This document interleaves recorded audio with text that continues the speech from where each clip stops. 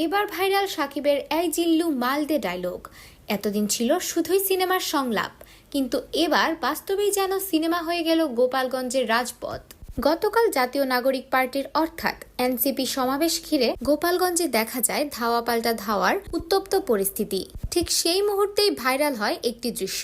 একজন পুলিশ সদস্য গলায় রাগ আর উত্তেজনা মিশিয়ে বলে ওঠেন, দে টিয়ারসেল দে, এই দে।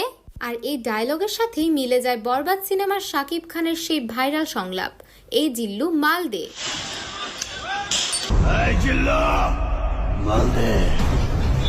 সামাজিক যোগাযোগ মাধ্যমে মুহূর্তেই ছড়িয়ে পড়ে ভিডিওটি। অনেকে মজা করে এই মুহূর্তে শাকিব খানের সেই ডায়লগ বসিয়ে বানিয়ে ফেলেন রিমিক্স ভিডিও। আর কি আশ্চর্য মিল! ডায়লগ আর পুলিশের ভঙ্গিমা দুটোই একদম পারফেক্ট ম্যাচ। ভাইরাল ভিডিও দেখে দর্শক বলছেন এবার ডায়লগটার পূর্ণতা মিলল। এমনকি বরবাদ সিনেমার পরিচালকও মজা করে শেয়ার করেছেন এই মজার ক্লিপ। বলছেন শাকিব খানের ডায়লগ এখন শুধু সিনেমার না, বাস্তবেরও হয়ে গেছে।